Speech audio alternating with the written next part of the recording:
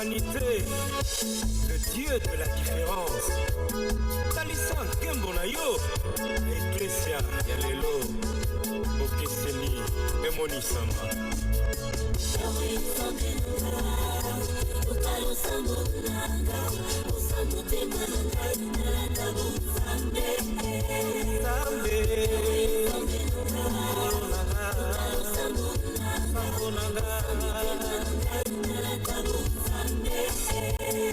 Nakalisa inaba peka baluka kikoka ngaye batindaki libawisie po bamemela bango masia kasi tango baoyo bakomi bayoki lolingi ya kotia na ye bazongi balobi jamais emmène à parler comme c'est toi yawe pakola maloba na ngai ekoma lokola ya yo mitema esimbama bomoi ya bato ebokwana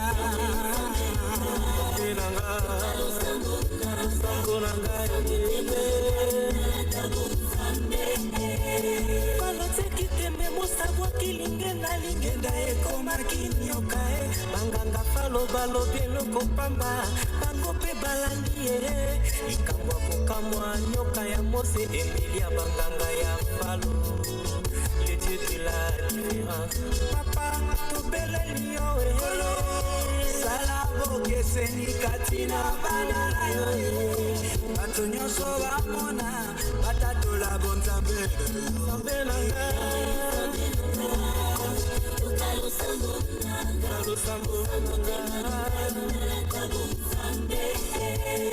emukondechera lotaki ndoto molimo mekomaki trouble abengi batonzoloka bayebisango mpe balimbolango bazongisili ye ete yano ya boye ebombami kaka na nzambe oyo satemere nepa parmi les hommes sukisa bato na soloka olatisa daniele na molimo na yo po abimisa ye makambo ebombana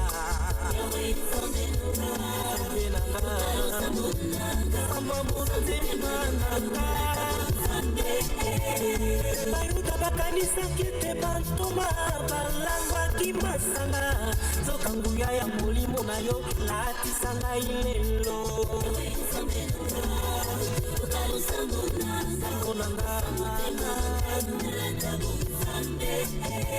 tala eliyazalaki moto lolenge moko na ngai te olatisaki nzamba zala bokeseli na ntango na ye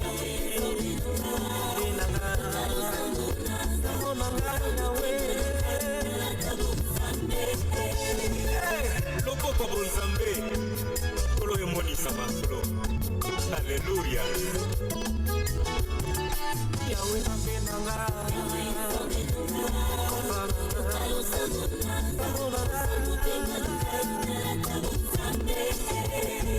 nous a promis l'esprit surtout en ces temps de la fin entends au Seigneur le cri de nos âmes soifées encore Seigneur tu as dit que celui qui croit en moi fera aussi les œuvres que je fais il en fera même plus grand encore parce que je m'en vais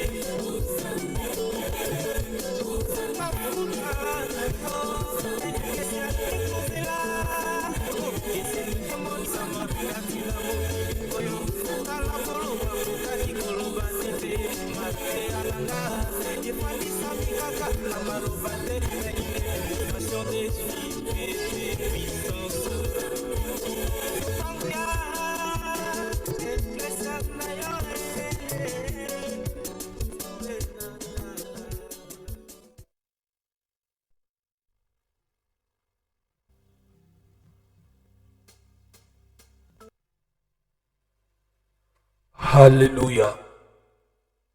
Alléluia. Gloire à notre Seigneur et Sauveur Jésus-Christ. Gloire à l'agneau de Dieu. Gloire à celui qui nous a aimés.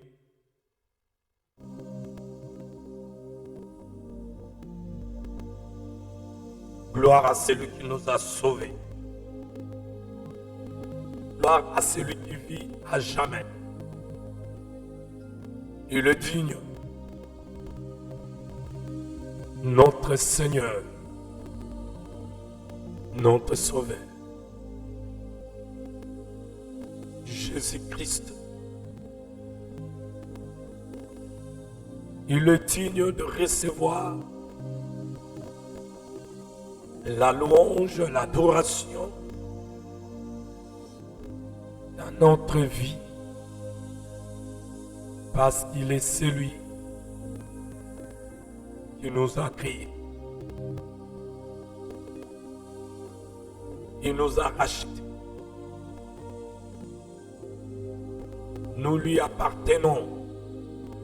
Nous sommes le peuple qui lui appartient.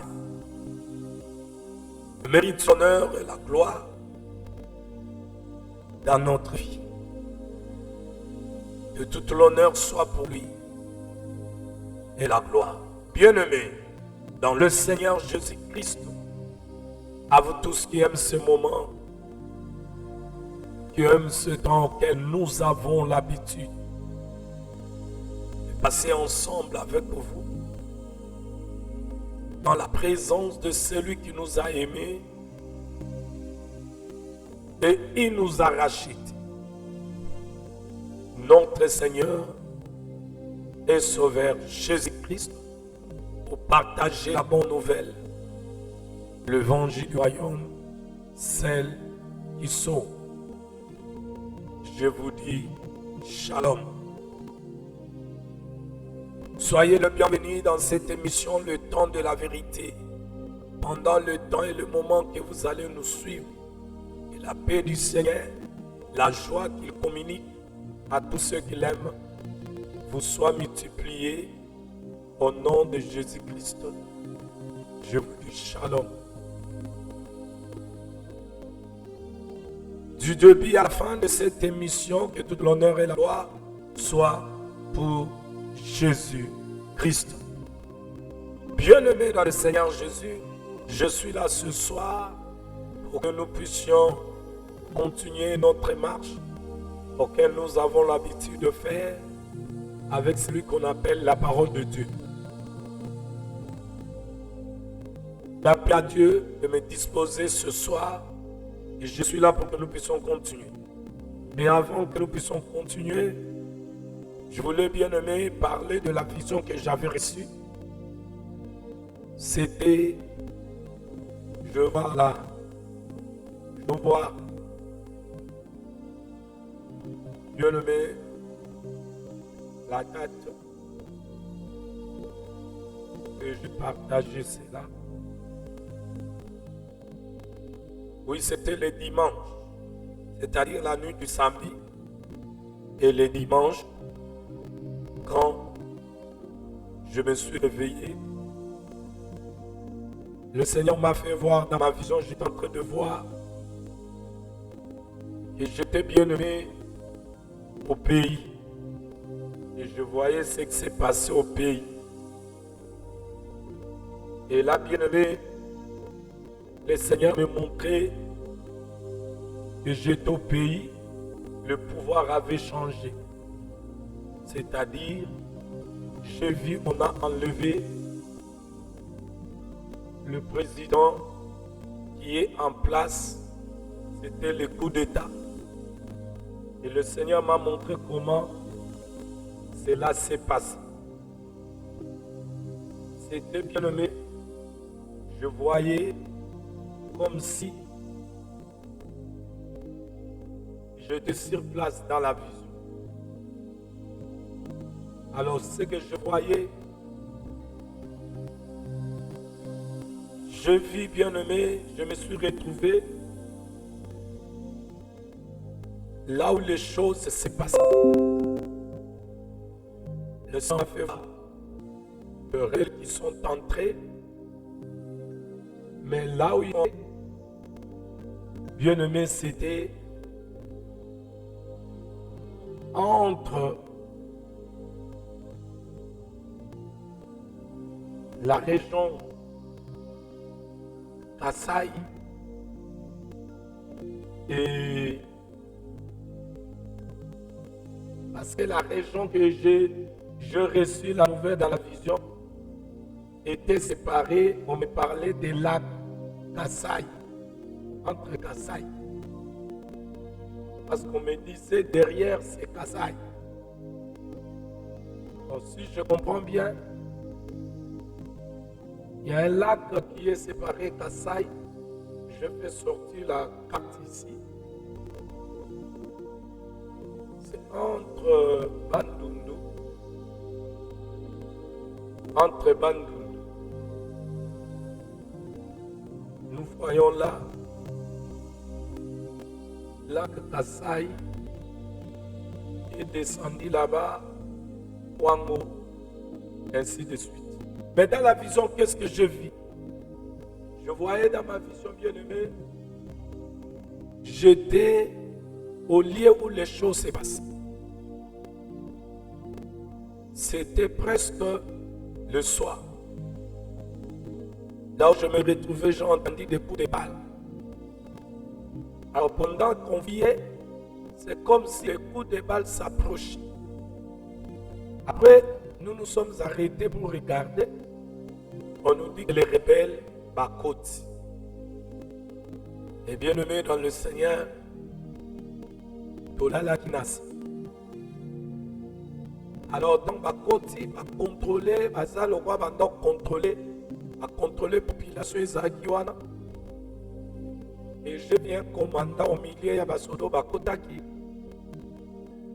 À contrôler Ibiso, après Basali va vendre Sibiso.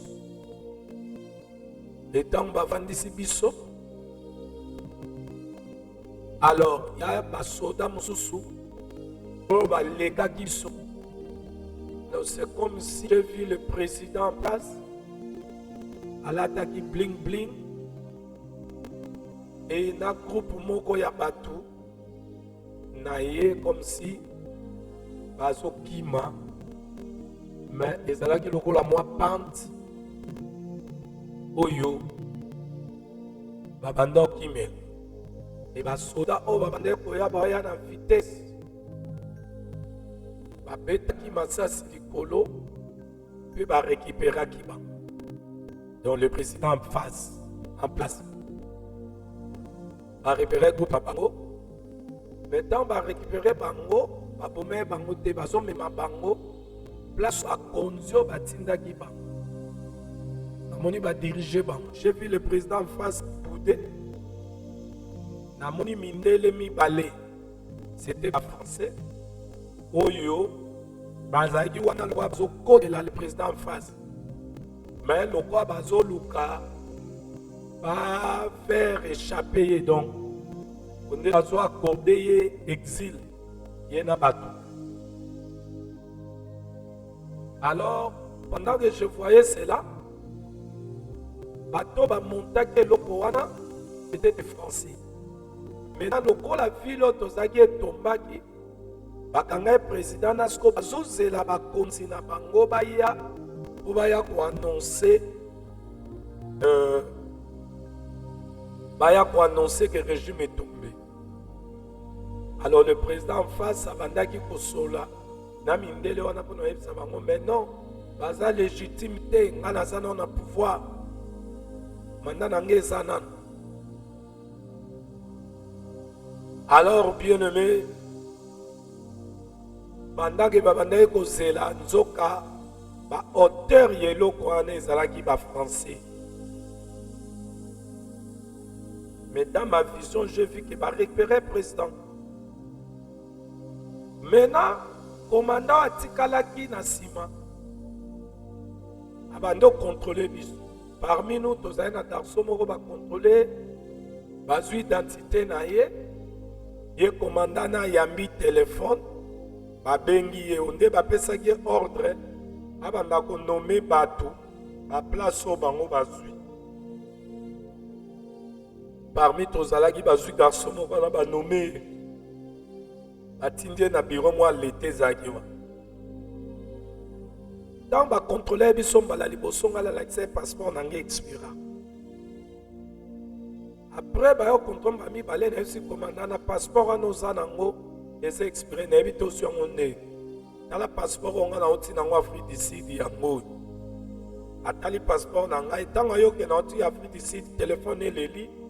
Abengi lisusu alobi kutu mutu Afrique du Sud azao banome ngai bien-aimé ngana ayebisi nga kende na bureau moko eza na sekuna bureau ya leta yo kende ozala wana okodirige na ngai bureau yango ya bureau nini yo ngai nayebi te yo kende kaka okotuna okoyeba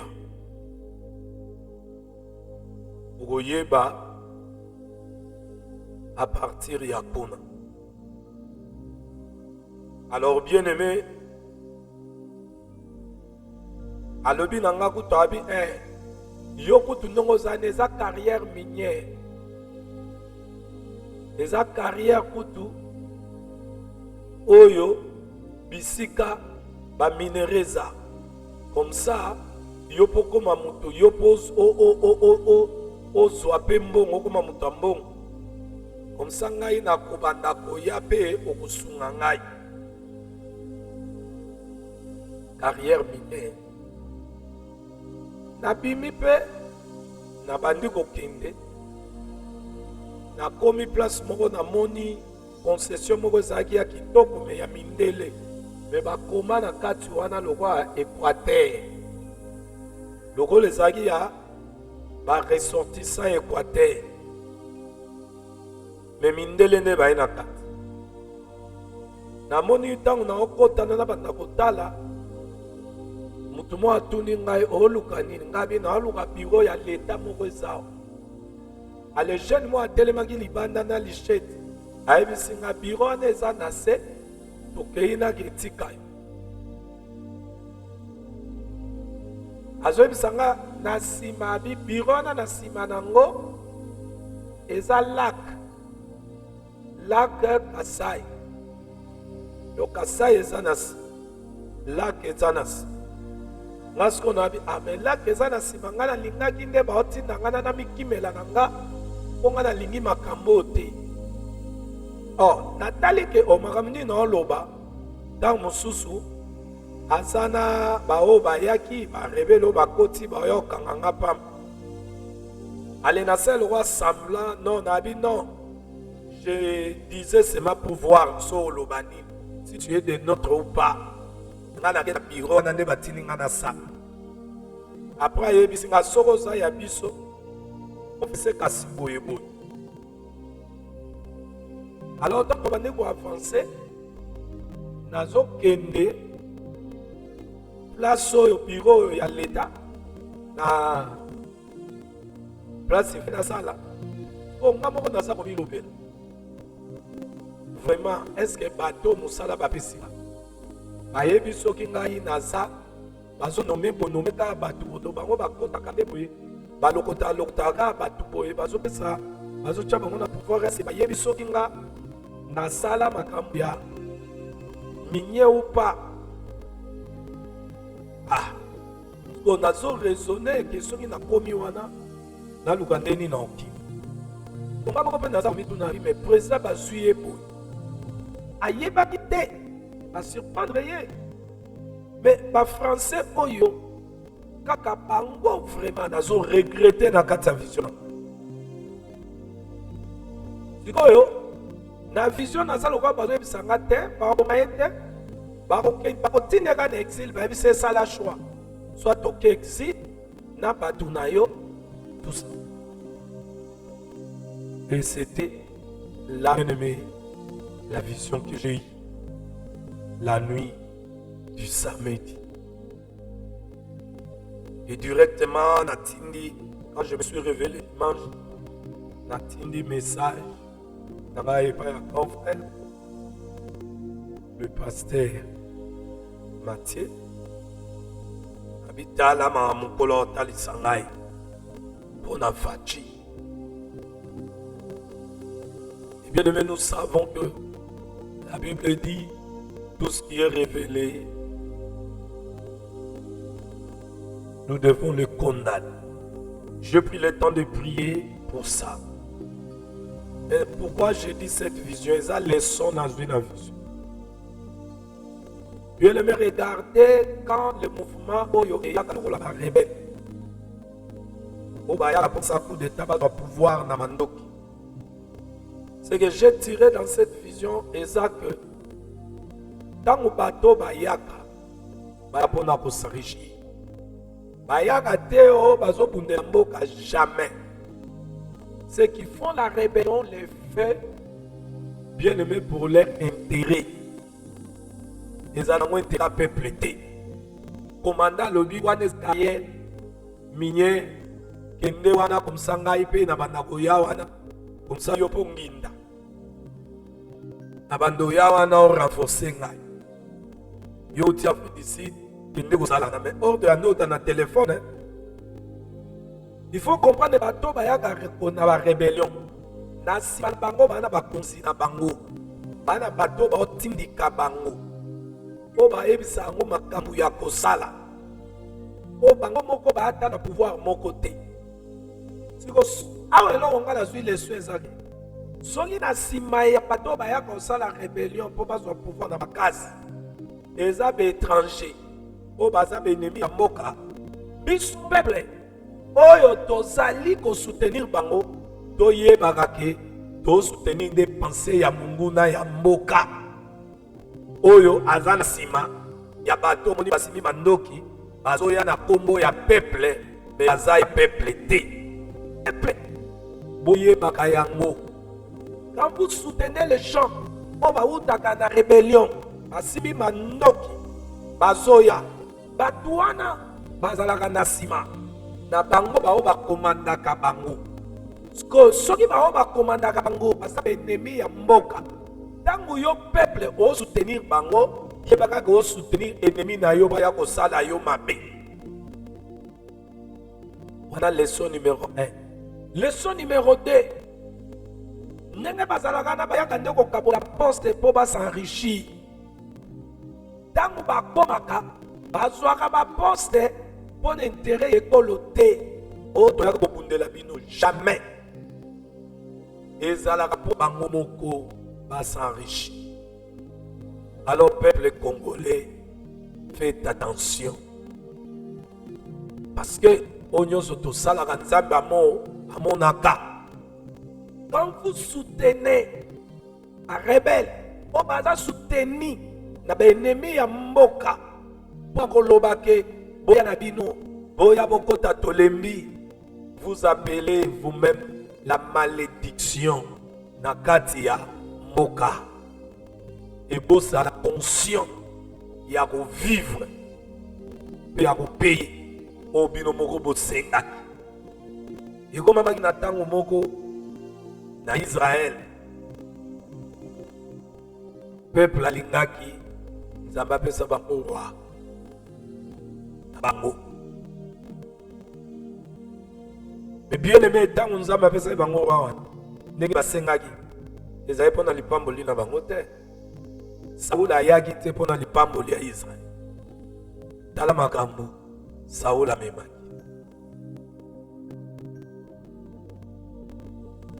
J'ai compris dans cette vision, on nous a balayé dans la nuit à samedi pour dimanche, que tout la rébellion va se faire mando, babunda pour n'ambukati, babunda pour n'intérêt na ba. Loko la bazaka soutenu na bato bazaka sima na bango, bango ne ba dirija kabango, c'est que ba poste ba kabola kayango, bien aimé dans le Seigneur. Pour l'intérêt à Bokade, nous avons répété. Ils ont un intérêt personnel. C'est que Banana Wana, Bakabila, les Bouzoumo Bangoana, Baza soutenu na Simana Bango, Ba Français Bazawana. Boyebi déjà que Rwanda, Azana pour n'habiter naïe. C'est que quand vous le peuple, Ozolobaki, Bayakaka, Bayakaka, c'est que vous soutenez ennemi. Oyo alingaka bino déjà te. Bino moko bo ben ennemi wana yako konza biso kamba biso. Ennemi ya un temps à Israël. Ba konzi mususu, bikolo mususu comment konza bango. Bazo bisanzambe ba binzambe. To konza mina bo konzi mususu. C'est que j'ai remarqué que, en disant ces gens-là, viens, bien aimé, dans le rôle là, Boponi passe. C'est que le peuple congolais, papa si mon soubiso monde to ponarayango. Papa si mon soubiso ezalaka choix. Kabila yakaka, nanga yakaka, menasima na bango, eza ennemi ya mboka. J'ai vu ça dans ma vision. Amonia. Français, Moutouba Zalaki, auteur et à coup d'état Yabachi. Le Seigneur m'a fait voir ça. Et donc, Kangaki Bango, Bazo proposé Bango, pas qu'un exil. Kaka Bango, wana batinda kabatu. Kaka Bango, wana souba protéger abatu. Po, Bango bazo esika, papier moka, banyokola, peuple. Alors, peuple, la mouka. Piment na distraction na ba sentiment. Peuple, longo na mutema be. Mboka wana, tokotikela ngozu ba payate. Soki bolingo vivre malamu. Esengeli conscience eza. Eza lokolo oza na ndeko na yo, oza na ndeko na bino na kati ya libota bobotami. Ndeko na yo ake négocier na benemi na bino. Na limite bokoye bise yaka na ndako. Na limite bokoya bai. Po oyo ake négocier na benemi na bino ala traître.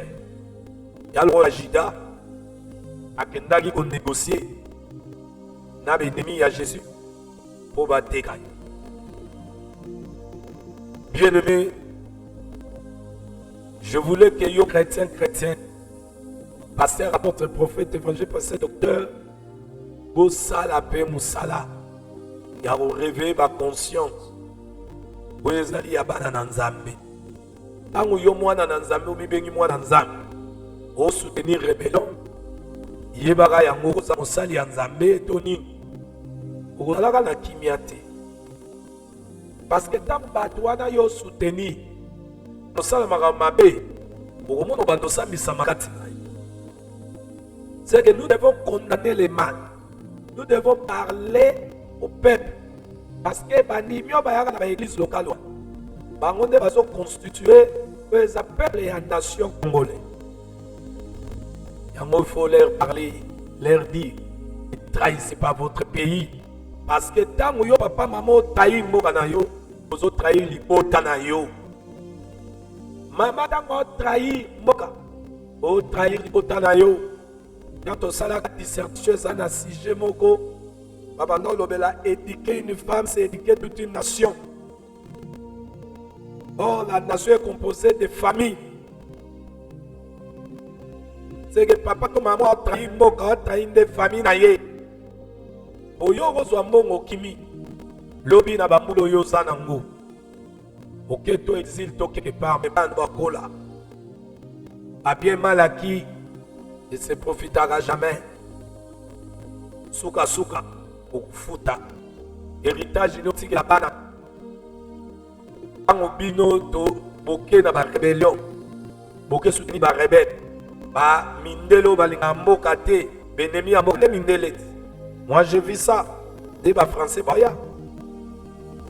Donc soda bazwa ki déjà ordre. Bobo mate, bakanga bango biba. A français mutu bazo ya po ba négocier, po batinda bango exil. Awa pe bino ba Holanda. Tozo interpeller pe beaucoup ya mboka. Président Fachi. So voit nange ko komela yo. Pouvoir basakana na ngote. Pouvoir basakana na ngote. Omoi biso même na kati ya makambo nzambe. Nzambe apesi biso pouvoir. C'est biso nde faut tosela. Tosela malamu comme tokosela mabe.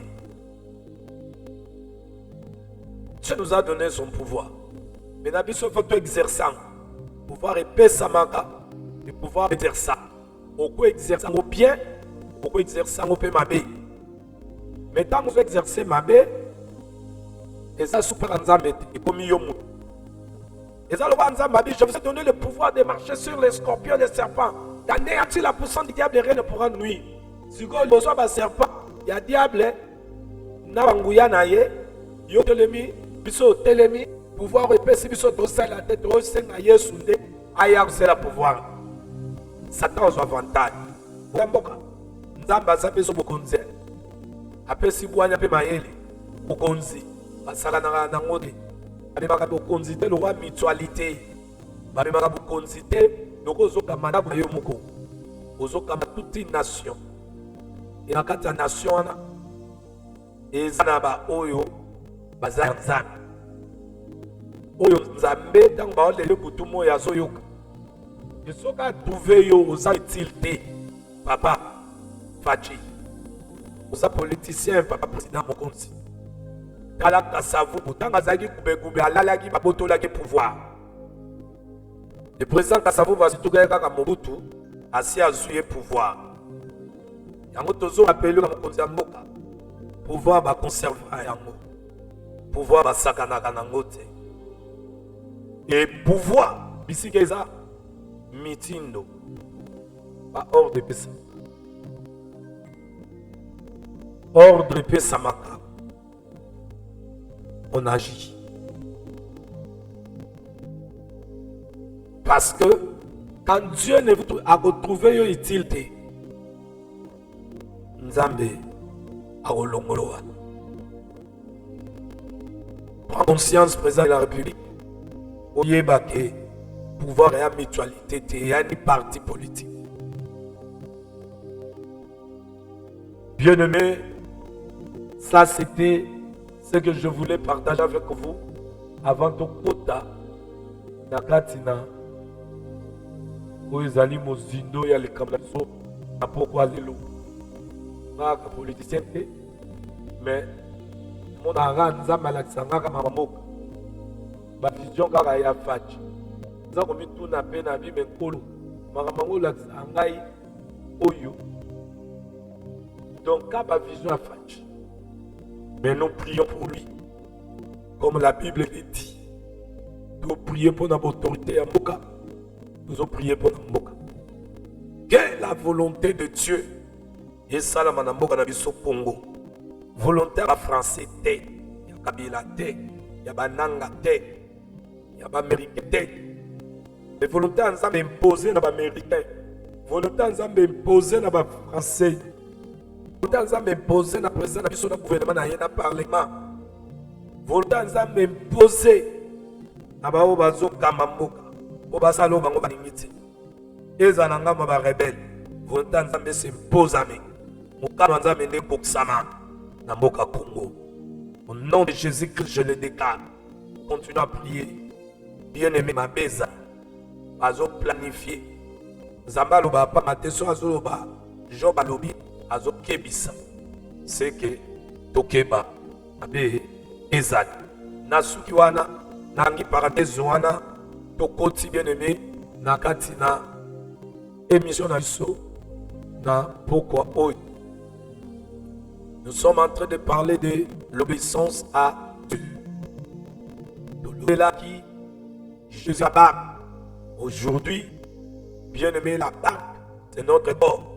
1 Corinthiens 6, verset 19, et l'obéi, notre corps est représenté comme le temple de Dieu, le temple du Saint-Esprit. Et regardez, le corps qui est comme un temple, quand nous prenons maintenant Marc chapitre 4, verset 7 à 9, nous avons dit que les parts à barque auxquelles Jésus s'est retrouvé, les apôtres aujourd'hui, c'est notre corps. C'est nous à qui nous avons créé Jésus. Et à nous, nous devons avoir les autres. La représentation de l'apôtre des apôtres aujourd'hui dans notre vie, c'est l'enseignement de Jésus. Et le Christ à nous qui est le Saint-Esprit. Nous avons dit là où il y a la parole de l'Esprit, le vent contraire va s'élever. Mais à cause de la parole qui est à nous et l'Esprit, nous allons demander à celui qui est nous, le Christ, il va s'élever et il va menacer la tempête. Le là qui vient de la tempête, c'est-à-dire que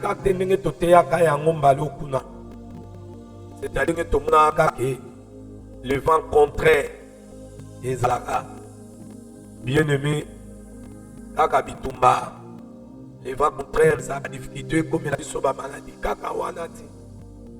Mais nous avons dit que le vent contraire, selon que le Seigneur m'a parlé, il m'a révélé. Il a pas maté à Yamabe. Maté à Yamabe, ils ont appelé vent contraire. On a aussi de l'eau. Sokio. Ozui Liloba. N'est pas colina yes bazoeka maloba. Mais l'esprit n'est pas encore bien habitant. Et on a tout ça. L'obéa qui sur Matthieu. Wana Pierre a dit au Seigneur, lorsque Jésus marchait sur les eaux, Pierre a demandé à Jésus d'ordonner que si c'était lui, il aille vers lui en marchant sur les eaux. Aussitôt, Jésus a répondu, marche. Pierre a commencé à marcher. Il a obéi à l'appel du Seigneur. Comme il avait demandé, il sortit de la barque et il commença à marcher. Mais il a douté. Nous avons dit, le doute là, de Pierre. Pourquoi doute? C'était le vent contraire qui s'est levé. Et le vent contraire, vite, nango ezalaka comme ma doute. Faire douter ce moutou na oyo nzamba lobi. Jésus a dit à Pierre, lorsque Pierre lui dit, Seigneur, si c'est toi, ordonne Jacques vers toi.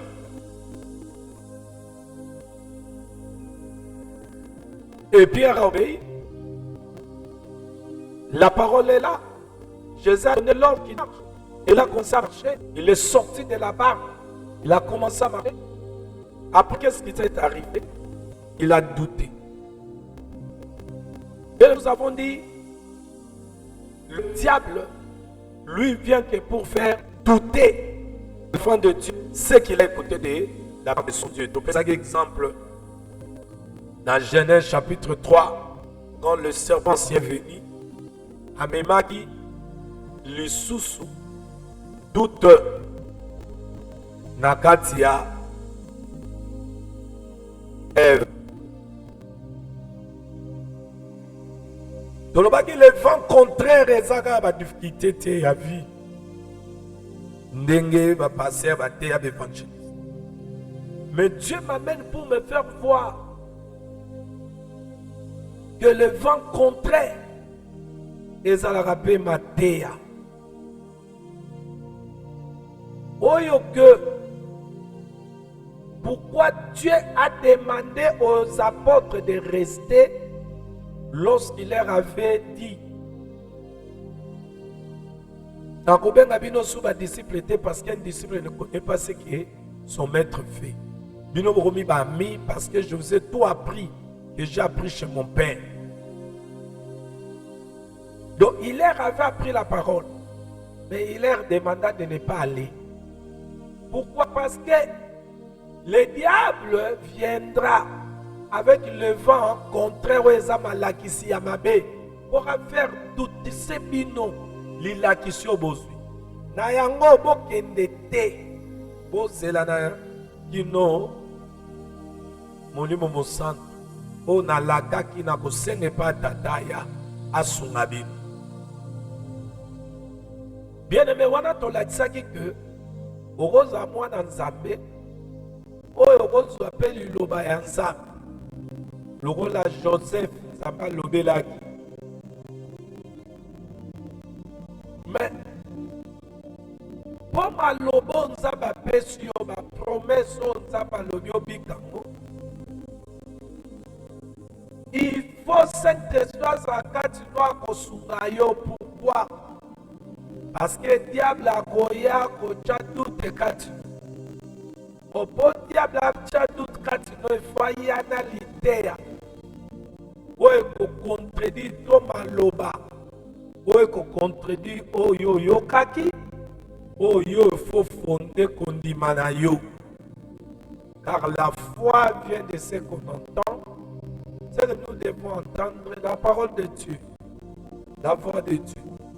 Monguna yaka pona ko faire douter biso oto yokaki de la part de Dieu. Makoya pe na maloba mususu. Yango total saki pas Adam et pas Ève ayaki. Zamba biso bolio bokufa ya lobi bokokufa te nzamba bige biso na bino efuma.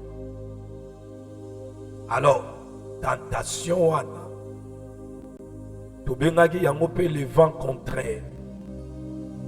Ce que nous comprendre Ephésiens 4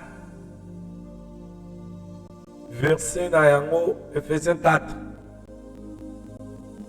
to bande na verset 11 to tanga yoka bien-aimé. Il a donné des dons variés.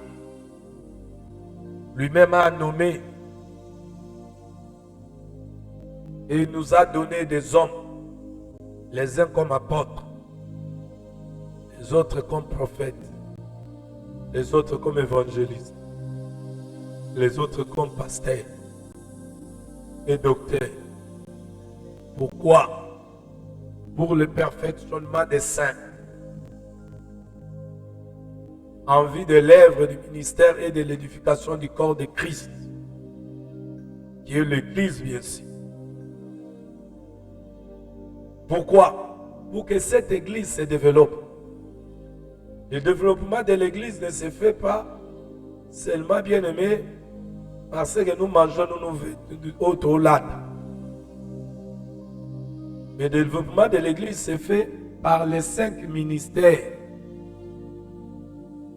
Afin, jusqu'à ce que nous soyons tous parvenus à l'unité de la foi et de la connaissance, c'est-à-dire complète et précise du Fils de Dieu, à l'état d'homme fait, c'est-à-dire que nous puissions arriver à la virilité, c'est-à-dire véritablement mature. Alors remarquez, verset 14, afin que nous ne soyons plus des enfants flottants, emportés à tout vent de doctrine. Monique ba doctrine peut ba bengango vent. Ba doctrine ba bengi à tout vent de doctrine. C'est là où je vous ai dit, autrefois, on avait prêché lorsque Pierre marchait, le vent contraire qui s'est levé. On a mingi miso qui n'a pas difficulté à vie, pas problème. Mais ici, étant que prophète fait, le Saint-Esprit m'a amené à voir que 20 contraire, au moment de l'évangéliste, pasteur, ma difficulté à vivre, bien sûr, mais ça peut faire contraire. Mais Dieu m'amène à me faire voir que t'as là tellement partout. Bayaga osenga ngaka pona ba vie na bango. Baza na misute ya komona. O eza plus dangereux. Bien-aimé, o ezali mateya ya mabe. Yoka mabe mateya mabe awa. Na verset 14, bengi yango nini?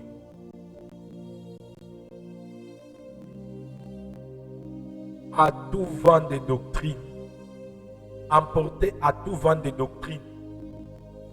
Dans ma doctrine à ma paix, eza kobenga mabe lokola mipepe ya mabe. Omoni? C'est de mukolo wana Pierre ayokaki mungongo ya mabe, mungongo ya maître na ye Rabuni Rabi elobi na ye ndenga sengaki bima yaka. Mais allez Satana babi le vent qui s'est levé lingo ba mungongo ya Satana et se leva qui souffre dans rotalisa ye yo kendabi yo dina yo di sko conséquence a combien peut ko dina pour ayokaki. Mais tolobaki pourquoi ayokaki. Dobi pendant que Jésus marchait sur les eaux, Jésus en lui il avait la plénitude de la divinité.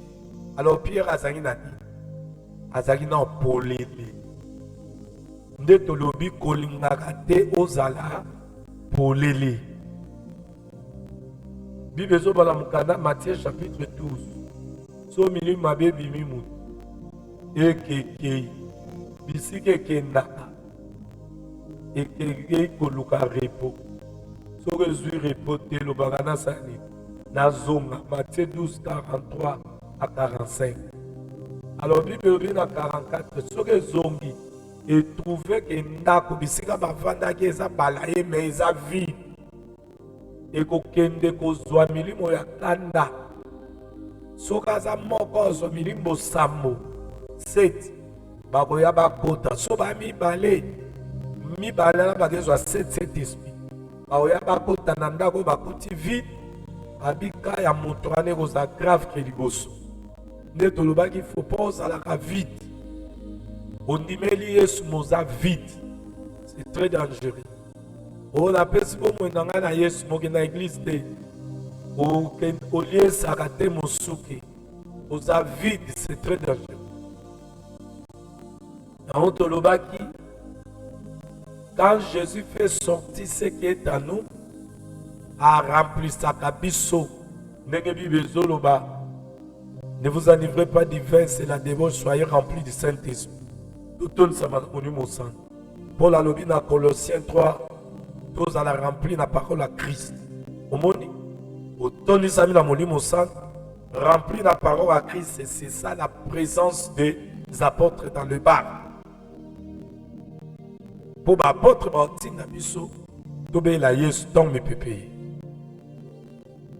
Alors bien aimé, à la totalité, ça qui clairement que Yomwa Nzambe ataba sakoli pona yo okoma homme d'affaires, femme d'affaires, osala bosabo okende te yo moko luka molimo santo avant nakati molimo santo azwesika motei kobanda koteya te yo moko. Oti kobeta loembo ya bien-aimé na biso Jérôme Kwaka yazaki dirigeant ya bayembi na ensemble biso Saint-Linzan nazana ngola siko. Si Dieu nous fait grâce demain nazwi clip nango na ko play yango asalaki album na ye single na ye banda kala na kati ya nzembo wana ayembaki eza bamateyo toteya sa molimo santu oza prédicateur historique sa molimo mosantu ozala na yo bien-aimé nyonso kosala sans l'onction de l'esprit eza na ntina te mpo Paul alobaki liteya na ngai eza basé kaka te na maloba me na démonstration ya puissance ya nzambe et biso bien-aimé nous sommes basés à ça la parole et la puissance parce que même lipa oyo efale liama ya Pasca fale leka na moto bien-aimé oyoki nzembo wana ndenge beti donc bonzambe ifo ezala kati na yo profete akoloba na yo alobi mpe ya solo nzambe akosala no boye boye boye tokokende boye me lobi teke yo oyoki welela mama okende te oluka siko overifie avant nakende so na naza na nzambe o parce que Josué nzambe azoloba na ye kende mazaki ye moko tazaki na nzambe wana accompagnaki bien aimé on peut bien dire que Dieu va t'élever boye boye boye n'entre pas na poste wana sans nzambe kati okende te na voyage wana sans nzambe parce que quand le vent contraire va s'élever soki azakati noté okozinda kondimano wana onga na ndimelaka Yesu ekosila yo nde totalisaki na koloba bien-aimé dans le Seigneur ebele baprofete baloba nzambe akotombolo na mono na poto États-Unis tout ça frère to sœur aweleli sankami vérifier soki nzambe wana aza kati na ye tokenda ye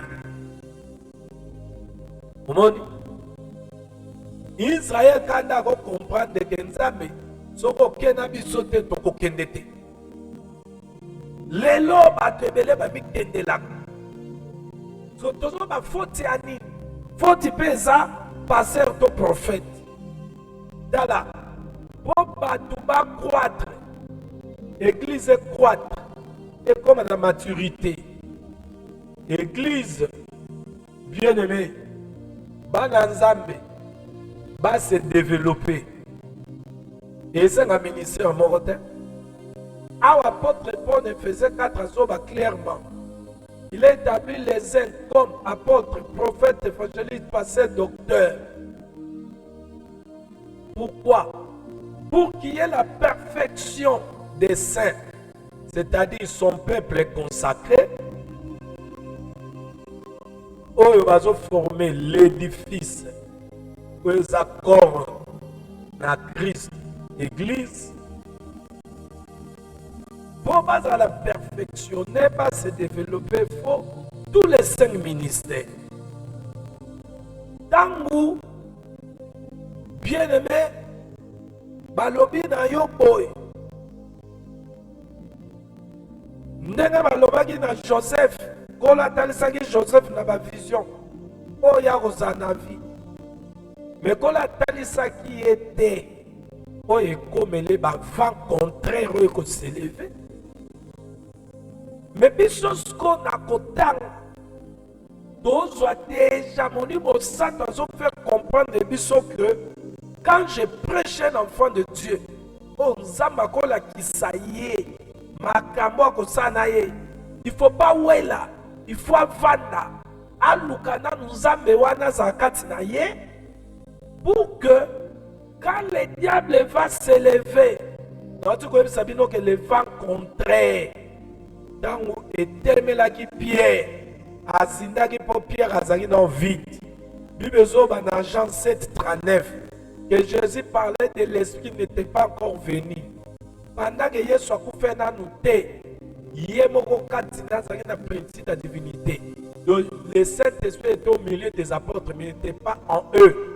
C'est après la mort qu'ils sont restés à Jérusalem. Et peu de temps je ne serai pas avec vous, et peu de temps je serai en vous. Donc, bien-aimé dans le Seigneur, Saint-Esprit, je vais te dire des choses. Mais il faut lukana. Nzambe wana pe akoma kati na yo. Po, tangu mi pepe va contre telema. Ngai na ozalana.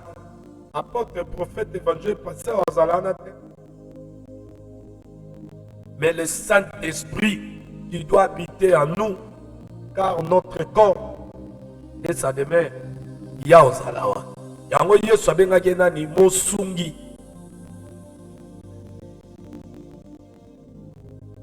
Bien-aimé, je répète que les vents contraires est ma fausse doctrine. Yango Paul a lobi yango. Afin que nous ne soyons pas des enfants flottants, c'est-à-dire comme des navires, emportés de tout vent de doctrine par la tromperie des hommes, par leur ruse, dans les moyens de séduction. Vous comprenez, hein? Donc, le diable va contraire Wana et là, ça fait ma fausse doctrine. Sur un mouton avandi na doctrine, il y a Yesu te. On appelle ça qui bantoma. Arokwea na ba fausse doctrine. Il y a même ça bino barque lelo et représenter nzoto na biso.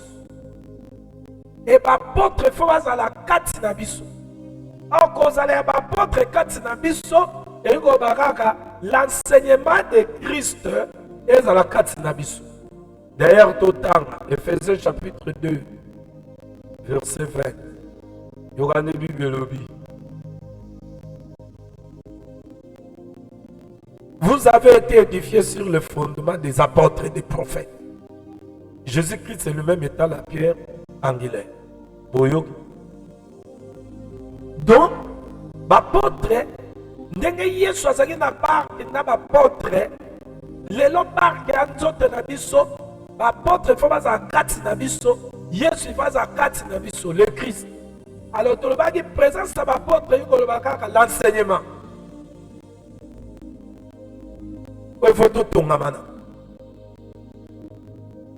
Et le Christ, la présence du Saint-Esprit. Pourquoi? Parce que quand le vent contraire est élément, l'idée ya Yesu batoma bateyande ko batela biso, ondima na biso. Otosa naufrage. Et yemoko kati na biso akotele.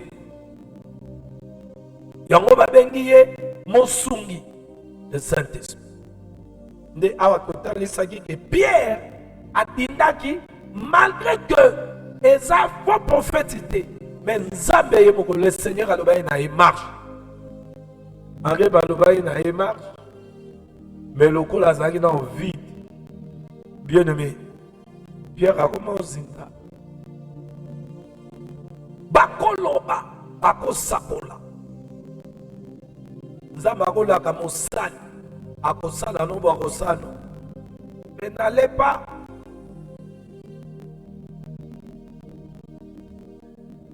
Il faut y aller lorsque le Saint-Esprit est là. D'habitude, la soli motei aza motei interprété ya zotinda tinda bana na luyenge aza motei moko ou bien aza bébé ou bien aza mvute. Ou bien yebi maramosate. Jésus a donné aux apôtres la parole, mais à ceux qui ont la parole terre, aboya bango ba kende. Parce que maintenant on va contrer tellement. Matéa mabe do ba doctrine ba démon kande Paul azo bango na Timothée kuna. Tango tellement. Soki molimo sato akati note po convaincre que wana balo balokuta bilo wana ba te ya yango te aza ko convaincre na kati okondima banselema bakabali. Bien aimé, nous avons dit ça. C'est ce que nous avons partagé par la grâce de Dieu. Le vent contraire n'est pas seulement les difficultés de la vie, nazo répéter nde évangéliste bamonela yango ndenge bateya yango eza mpe mabe te, mais tozongi kokende na profondeur ya makambo ya Nzambe tolongwanaki bomwana, parce que tout ce qui est concerné de la chair eza biloko oyo eza primaire, eza vanité. Parce que l'évangile soki comme basé na vanité, c'est que vous en avez bana miki. Parce que ngate munalobi yango Jésus a dit à Pierre tango okola omoni c'est que Pierre azali na mwana muke tango aluka na vi na ya zoki ba pêche aluka na ya nzoto do na mwana muke, donc muto aluka na nzoto a mwana muke, parce que so tali vi ya mwana muke omona ke mwana muke akoka nzala te, il suffit ka mwana muke peta akoma onlela te, do aza charnel. Alors Jésus a appelé ceux qui sont charnels à bengi bango les enfants en Christ. Vous voyez ça? Alors,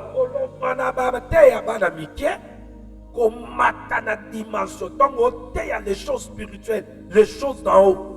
D'abord le royaume. D'abord l'homme doit connaître Dieu. D'abord l'homme doit connaître l'œuvre de la croix. Ami fait pika, ami fait ça prospère. Wane bate ya mikolo. Wane eza langage ya bakolo. Mais toza ba prédicateur pe ba non banamiki.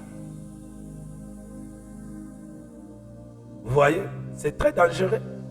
Au bas nous à terre, nous sommes terre à terre, et bien aimé, souka souka, au robot misabat. J'étais en train de parler avec l'homme de Dieu, le pasteur Mathieu, mon grand frère Azoïb Sanga.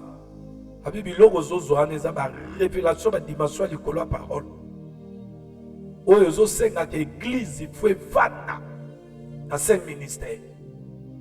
L'église va dans le ministère, mon côté, passer à terre, yaka, biloko, moko, bana, balobaki, bakozala perfectionner, te. A évoquer, écoute, le mon grand frère a lobby, au monde, l'élo et l'eau, ils ont ça, la pauvre église, est comme le roi, bord, yamutu. Natanga, bantome, zara facile. Bantoma, balongwa, bakekuna, so bakekuna, baroya mama. Aye, batei, wa longwa ke. A tozo, 5 ministères, et c'est ce que nous avons sali une église locale aux 5 ministères et Zawana. Gloire à Dieu. Ce qui peut zater Dieu, comme nous devons arriver à l'unité de la foi.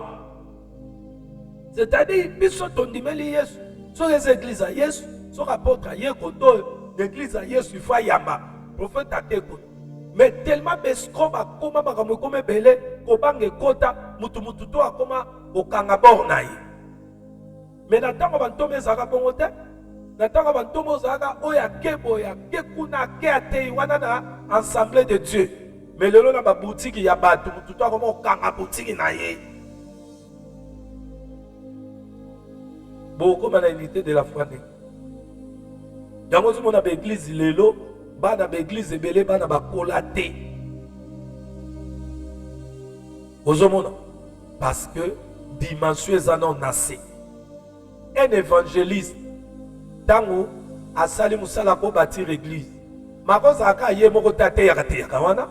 Il faut ba apôtre, ba prophète, évangéliste, ezala pasteur, ezala docteur, ezala chaque ministre ako sala pe musala nzamba permettre à ça musala.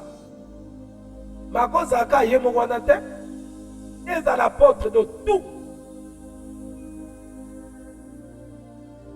Il faut ba ministère nyonso oyo eza loba misapi mitano ya loboko. Loboko ye moko Yesu misapi na ye mitano il faut fonctionner. Parce que Jésus azaka peut représenter comme la main droite de l'Éternel.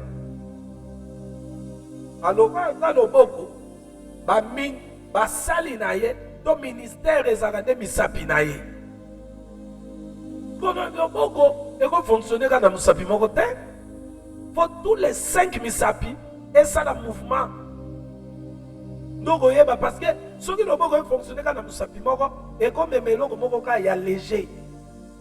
Mais tant qu'on y a ça et qu'on est capable de retomber là quelque chose de lourd. Bien aimé dans le Seigneur, nous avons dit que dans la Bible, l'évangile Yesu appelle ça kangai.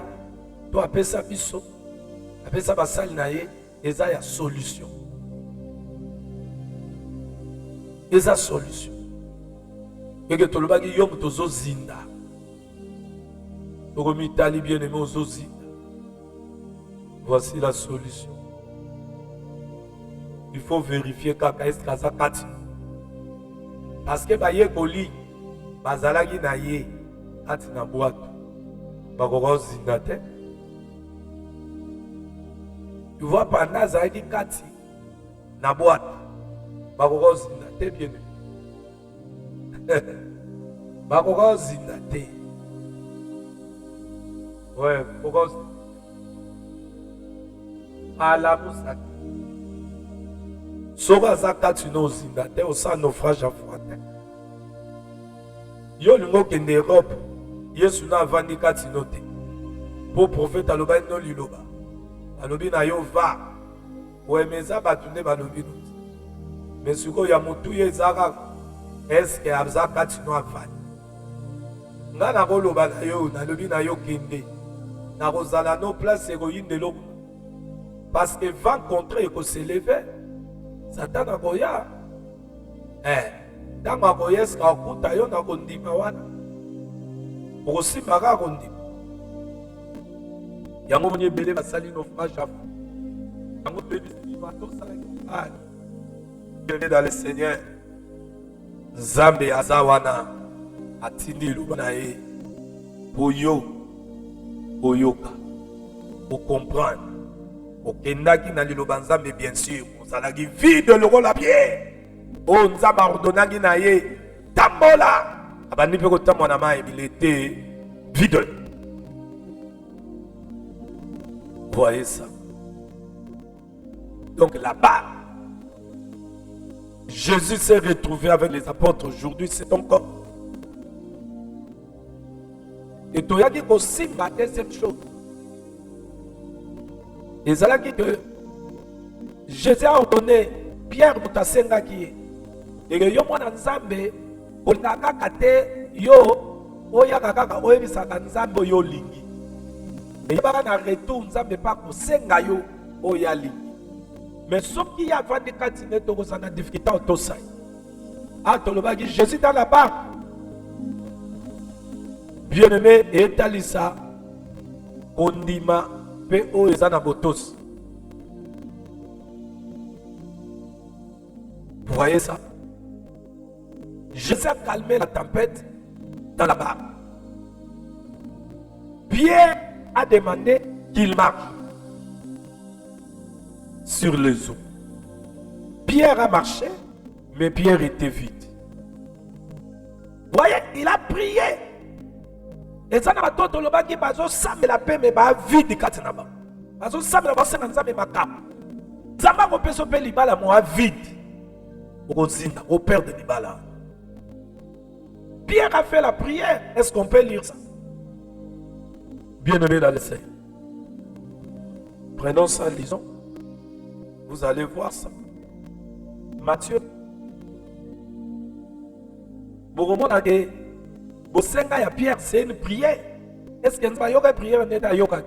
Mais tant qu'on a payé ordre, est-ce que Pierre lui répondit, Seigneur, si c'est toi. Je commence au verset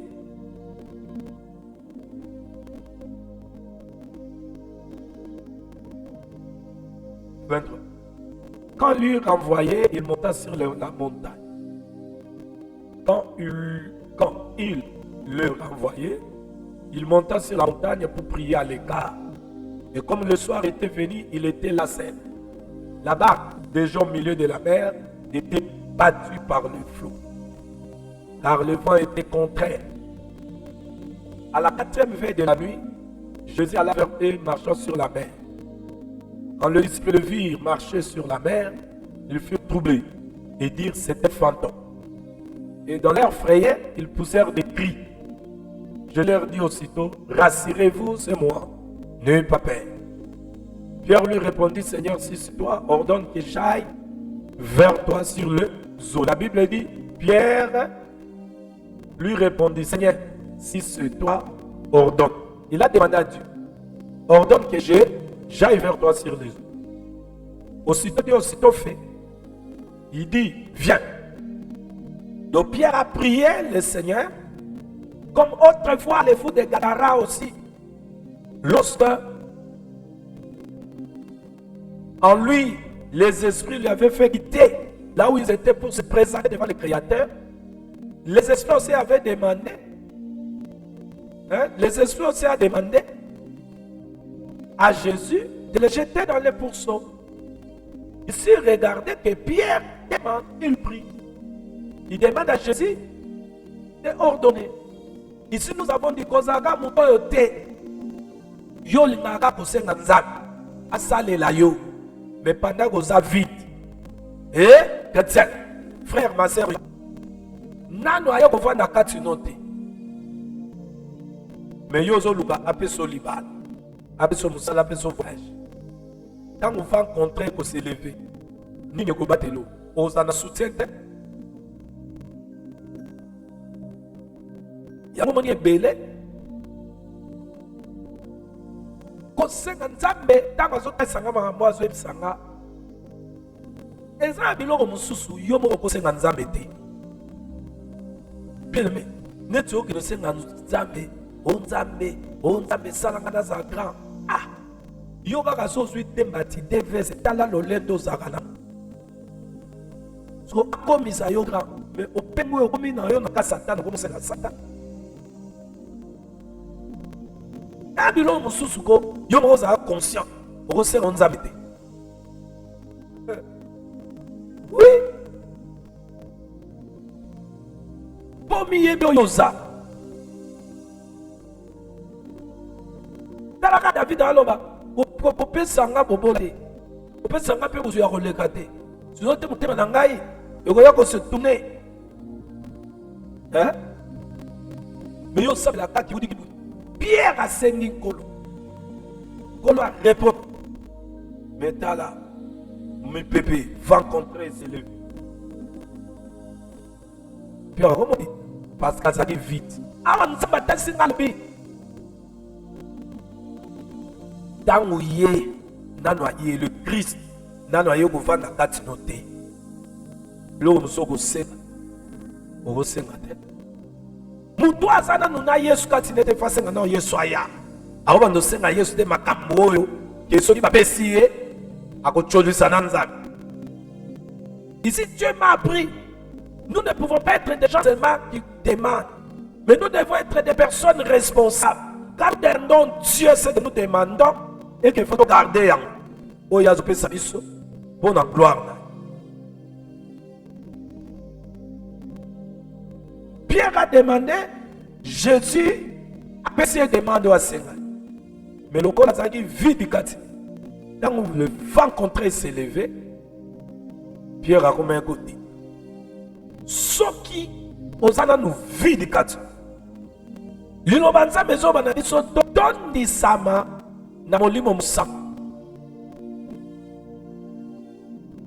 Oui.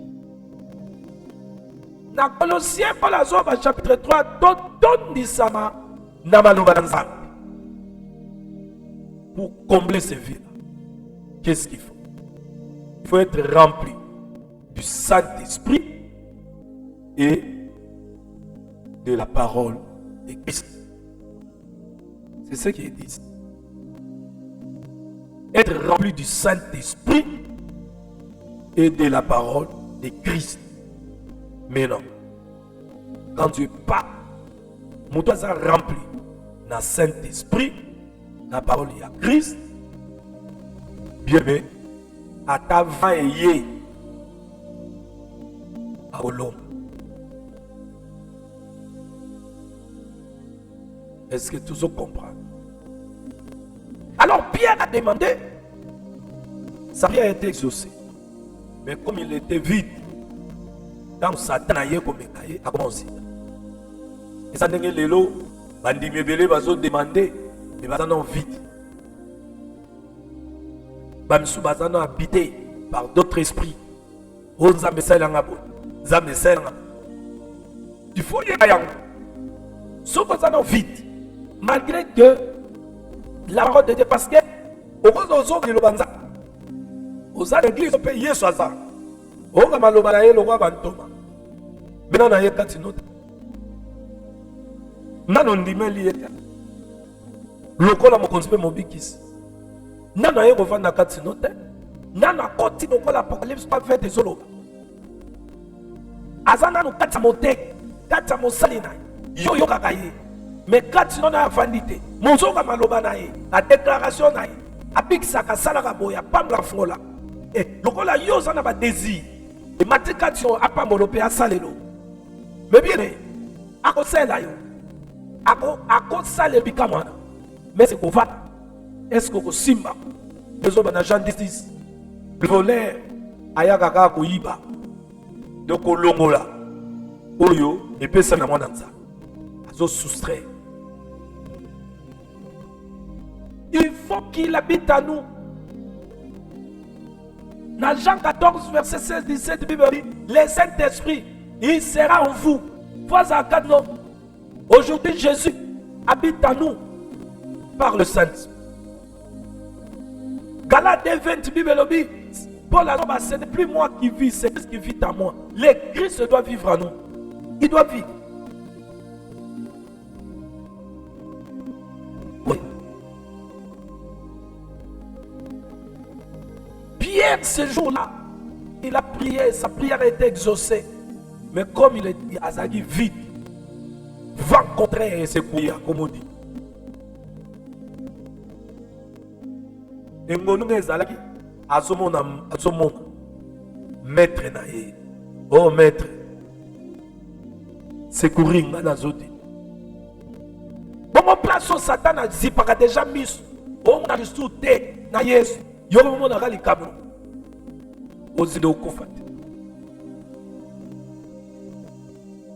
Ce n'est plus par nos propres forces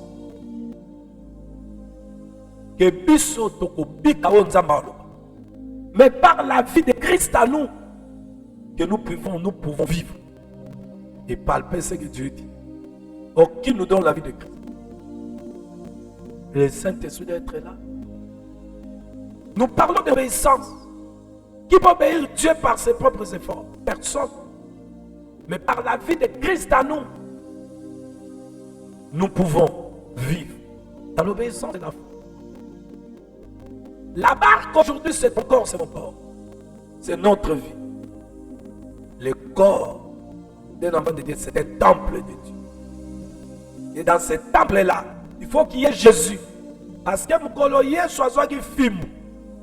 Bengani ba ebazaya na table à l'étape comme équipé osoke tika la vie du bangaba ya susu ba bakoya nde Jésus a expliqué dans Matthieu 12. Et quand Jésus est là, la parole est là. Quand le vent contraire va venir, Moussa la Saint-Esprit est là, il prendra ce qui est à moi, il vous donnera. C'est que akomati salite ya weza katina yo pour yo qualité ya Satan te, parce que l'idée ya Satan et ça vent contraire. Yango Paul alobaki tangu 5 ministères na basakoya azoya pour na perfection église et puis pour bana bamena ba flotter dans bazo ba flottant, c'est-à-dire comme des navires à l'emporter à tout vent de doctrine. Donc la doctrine à ma baie et ça va vent contraire. Doctrine à malamu et ça fond le souffle du Tout-Puissant. Donc doctrine à Yesu et ça vent. Donc et yamwana et souffla kamukolo femme samaritaine na yoga yango. Jésus soufflait sa doctrine. Et tant au moins sur un accueil, à quelque part ça, ya yoga. Parce que la femme, elle avait reçu le vent de Dieu. Ça m'a l'air, il y a un peu de mon pépé. Oui, il y a un embalé. Il y a un peu de sang à yo bien aimé. Yo mzo kabiso. Faut que sang à kanzambe dans nos obondes la Seigneur. Nous autres états barque na yo. Souffle vent na yo. Quand le vent de Dieu souffle, il y aura un rôle dans la révélation de ça. Et emporte à tout ce qui n'est pas de lui en vous. Le vent de la doctrine de Christ, bien que quand il souffle, Et ça pour que cela emporte tout ce qui n'est pas de Dieu. Dans la yogi. Quand le vent de la doctrine de Christ souffle, les eaux longues l'année, au nyonso yamabe, au vent contraire et mémat, les eaux longues. Il souffle sur les apôtres, a soufflé avec les sévélismes, a soufflé. Donc, bien aimé, les souffles paient le vent de l'obéissance et ça paie l'été. Et vous avez malade, et vous avez malade. Donc, mi pepe mabao, comment on a la maladie? Parce que, ce qui révélation et continuité, yo ba nous monaka mi pepe mabe, maladie, kozanga, ba difficulté, banzala, nzoka, mabe mabe, et après mi pepe mabe, c'est que ba teya mabe, ba ko satana, atina bango, souffler mi pepe mabe, le vent contraire, ce sont la doctrine mabe. Oh, il faut tout veiller à Nzambe pour l'emporter à tout vent de doctrine. Apôtre face à là, prophète face à là, évangéliste face à là, docteur face à là. C'est que le saint ministère, il faut pas jouer un rôle. C'est ça, c'est que l'apôtre Paul a dit.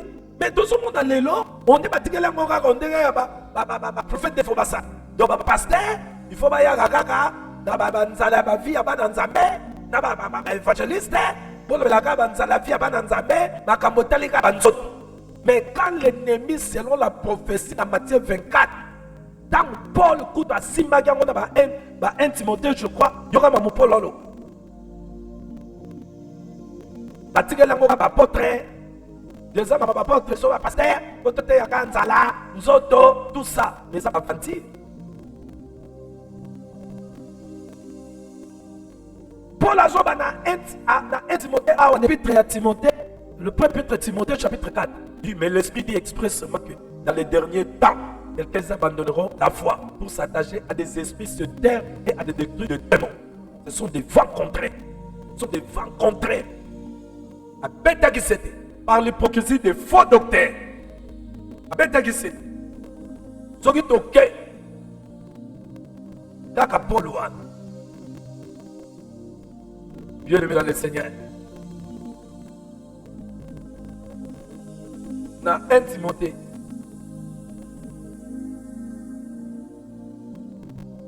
Non, dans 2 Timothée. Deuxième épître de Timothée. Chapitre 3. Sache que dans les derniers jours, il y aura des temps difficiles. Ce sont des vents contraires. Car les hommes seront égoïstes, amis de l'âme. Hôtel, blasphèmateur, rebelle à l'herbe, ingrat, irréligieux, insensé, déloyaux, calomniateur, intempérant, cruel, ennemi de gens, traître emporté, traître emporté. Tu vas l'emporter. Les chrétiens sont emportés. En florgueil, aimant le plaisir plus que Dieu. Ayant l'apparence de la piété, mais régnant ceux qui en fait la force. Et l'un de ces hommes-là. Il y en a parmi eux qui s'introduisent dans les maisons et qui captivent des femmes d'un esprit faible et borné, chargées de péché, agitées par des passions de toute espèce, apprenant toujours et ne pouvant jamais arriver à la connaissance de la vérité. De même que Jeannet Jambré souligné, les deux magiciens qui ont travaillé pour mener à Pharaon, s'opposèrent à Moïse. De même que ces hommes s'opposèrent à la vérité, étant corrompus d'entendement, réprouvés à ce qui concerne la foi. Ces hommes-là, le vent contraire, donc c'est-à-dire, l'évangile sont contraires de vérité. La vérité, c'est ce que Jésus a prêché après ça qui va tomber. La vérité, c'est cet évangile. La doctrine de Christ après ça qui va tomber. Libanda yawana, pour ça libanda vérité. Mais au moment où on va contraire, ils sont soufflés, il y a une doctrine, il y a un démon. Oh, le lot, va sauter.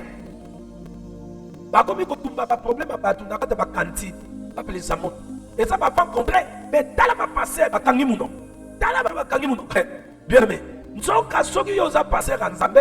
Il a fait les comme apôtre, prophète, évangéliste, pasteur, docteur. Pourquoi? Po yo zala note ya ga bandimi banzala na bango bandini yo ya di pasteur ya banzala bandimi yo to aussi ça va banzala. Yesu na tango batu bangi na banzala te.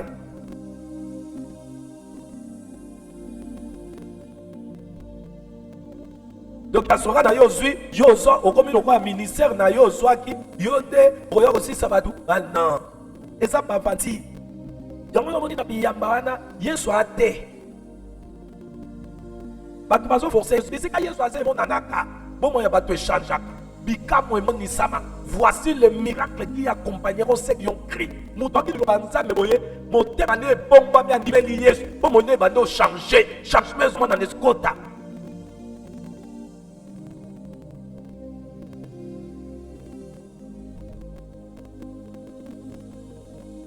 Bibelobi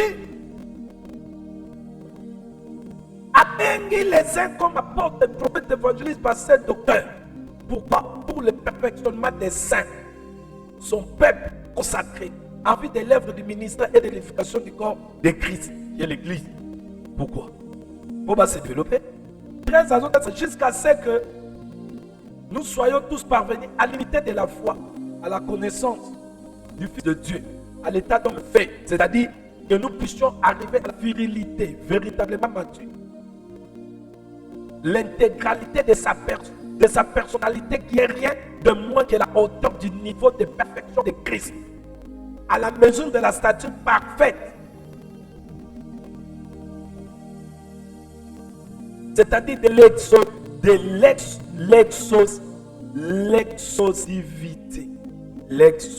l'exhaustivité de Christ. Vous voyez ça?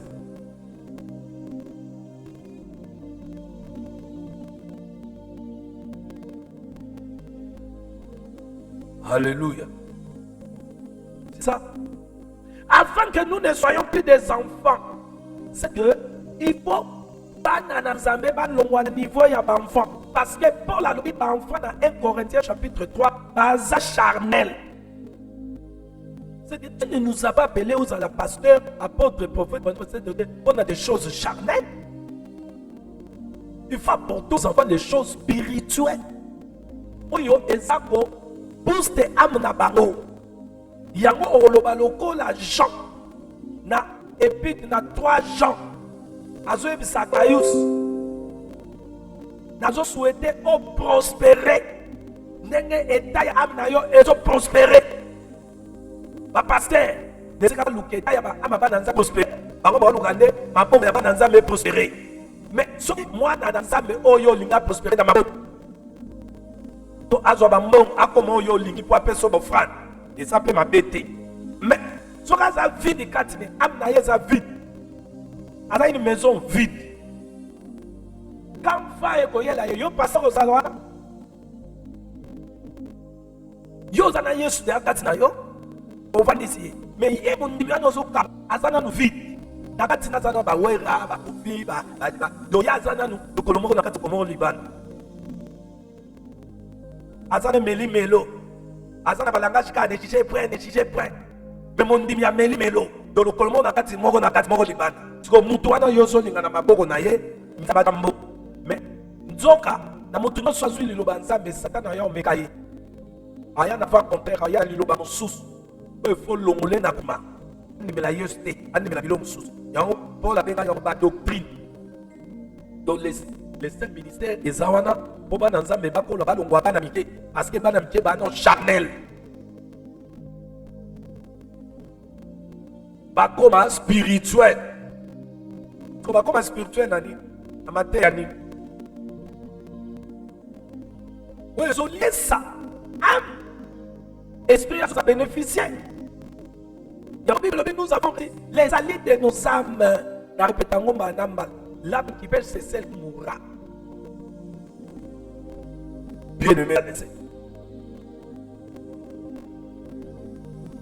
donc, basali na nzambe, rôle na bango et pesa mini bango, bana ya nzambe balonga na kibomo na muke, sinon des mois na bana ko flotter comme des navires, apportés à tout vent de doctrine, c'est-à-dire va contraire et quoi apporter à moi. Attends, ça va le bien à bango, à repenser à bango, biloko bangi. Va ceci, mais va contraire s'élever. Lokola kati na ye lobezate, boye bezata sa vide. Kozina. Afin que nous ne soyons plus. C'est que si nous ne pouvons pas y être, c'est qu'auparavant, ils étaient des enfants flottants de la vie, emportés à tout vent de doctrine. Mais lorsqu'on a atteint cet âge de majorité, on ne flotte plus. Moi, non, vandi. Moi, dans un bac. Papa. Ce qui est ça va dans un métier, il y a un vent de doctrine, un vent compté. Mais ne pas ma bête. Bamateya mabe to société pe bamateya wana na ba yebazo teya yango ba Francis Tatu ba Moïse Mbiye papa oyo ya ba Bosco Kindomba ba Kasika Tenda ba Sebele soki toko tanga bango te tokebisa na Nzambe te ke eza ba va moko eza ba va contraire ba doctrine mabe tolingi koloba te tozonga obima basantu oriez-toi là et jugez ceci. Vous êtes des aventuriers. Tout est comme Nzambe ya Biblia. Parce que ceux qui Paul a zakana biso bino bolo ba opot. Mais apamela biso akanga ba biso baba.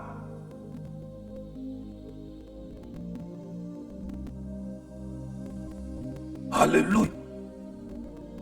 Si nous allons fermer nos bouches, pasteur, apôtre, prophète, évangile, pasteur, docteur, yo kufika na mwa nganga na boutique na yo wana pour rendre compte. Pour rendre compte. Teya bana Nzambe, ndenge Paul a teya giba, bakeba, ba doctrine ba démon zak.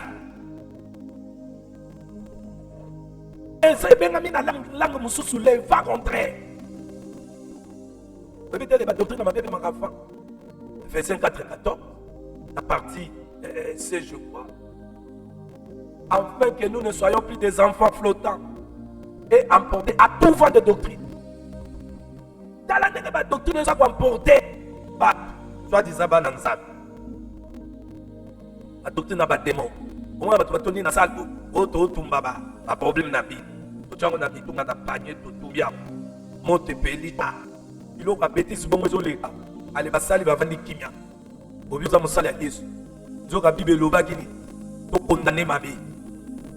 Yo da bosant. Yango. Soko zama na Nzambe. Oben opérer na Nzambe. Ato sali ki ozoni bobonde la batona ba pe mon église na bango te. Bo ba bigi yo zana femme mususu. Ozana esprit mususu. Ba ko mfito kuna te. Ato diembe.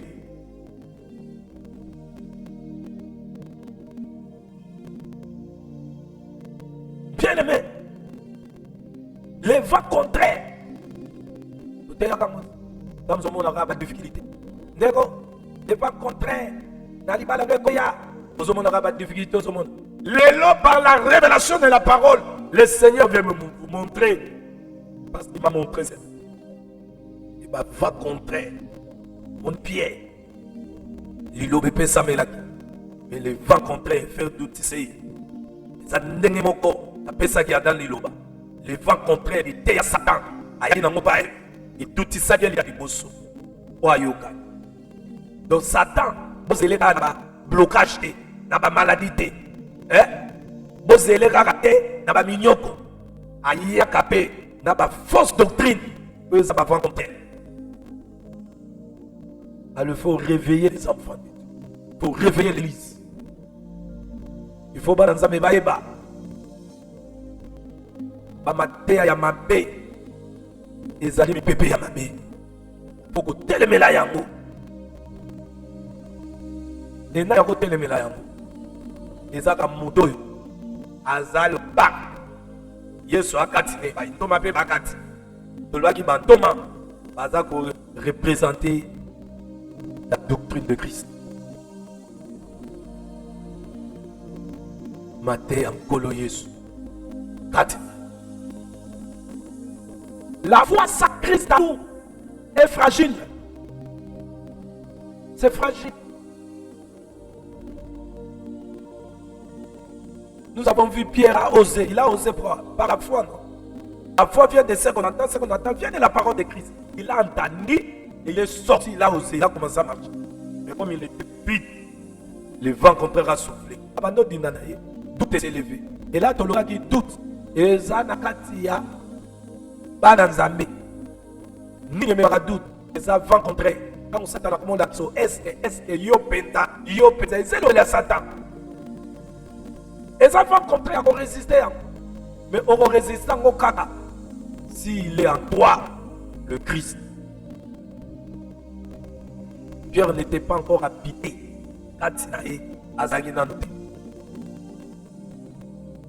Bien aimé, on est dans ce qui est alléluia. Tout est dans ma terre, alléluia. Moi, récapitulation, parce que j'ai fait des jours au morning, je crois. Le vendredi, je n'étais pas là. Comme je l'ai toujours dit, quand Dieu me dispose, je suis là. Ce beau mot, c'est que je ne suis pas disposé. Le Saint-Esprit doit être à nous. Et si le Saint-Esprit est à nous, ce n'est plus moi qui vis. C'est Christ qui vit à moi. Si Christ vit à nous, ce qui va rencontrer l'ennemi, en quittant, en pas maintenant. Ce qui est meilleur en réalité, c'est que tu as alléluia. Quand Pierre a reçu le Saint-Esprit, va contre Réal.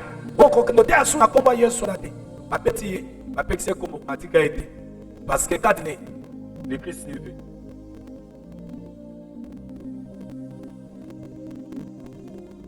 Alléluia. Bien aimé, la conclure dans le baboui. La date, aujourd'hui, c'est notre vie. Notre corps. Le temple de Dieu. Il doit y habiter le Christ et les apôtres qui représentent l'enseignement de Christ. Quand Jésus est en nous, même quand le vent contraire va s'élever, il va calmer les tempêtes. Vous devez savoir que Dieu a raté de la cayenne à la difficulté. Mais alingi pe botos na biso.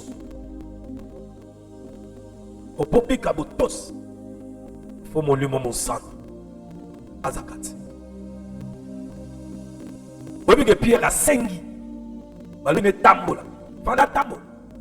Mais ça yo kota tout tikatine. Abazite na ye. Akomodi. Boto yeba biso ba tosenga nzaka. C'est ça. Et comment mi pesa malamu Bible bi demander vous sera tout. Bible bien monte. Mais ya motu ya yo yeba. Tangu yo senga. Tangu yeba ko sengo likamu za capable au sala. Pierre senga. Et pas senga na Pierre. Zala capable au sala. Dans le bagage dans Jean 15:7 si vous demeurez en moi que mes paroles demeurent en vous, demandez ce que vous voulez et cela vous sera bon. Bien aimé. Il faut demeurer en lui. Il faut malobanayer et demeurer. C'est ça ce que je dis dans la barque. Il faut que la parole demeure dans la barque. Et que Christ doit être dans la barque. Et la barque, c'est notre corps. Alléluia. Aujourd'hui, nous avons le privilège que Jésus, de connaître que Jésus demeure à nous par son esprit. Et que s'il est à nous, il va nous rendre capables de vivre dans la foi et dans l'obéissance. Tu as ce privilège de connaître cela. Regarde-toi. Maintenant bien. Oh, la commune Souka.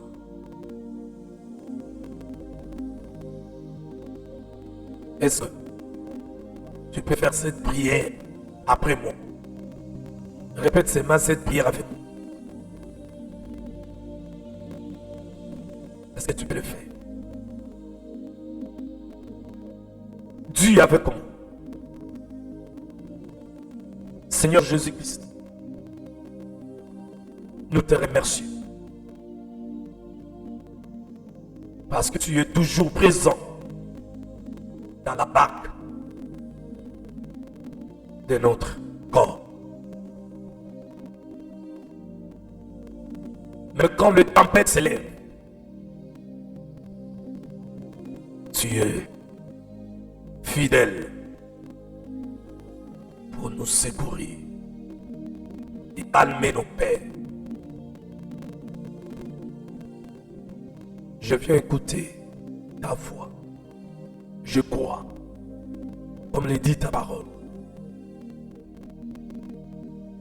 Dans 1 Corinthiens chapitre 6, verset 19, que notre corps est devenu ton temple, ta maison.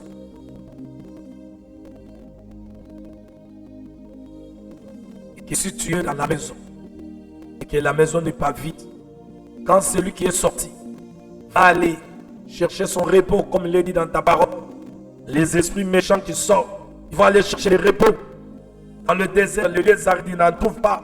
Il dira retournons pour voir s'il y a le vide. Il va aller prendre les 7 esprits méchants pour venir chercher à entrer. Seigneur, s'ils trouvent la maison balaye comme tu l'as dit, ils vont y entrer et la condition de cet homme ou cette femme sera pénible jusqu'auparavant. Nous sommes la maison que toi-même tu as bâtie. Car tu as dit, je bâtirai mon église. Seigneur, lorsque tu viens, tu pénètres, tu entres dans le temple, c'est pour posséder.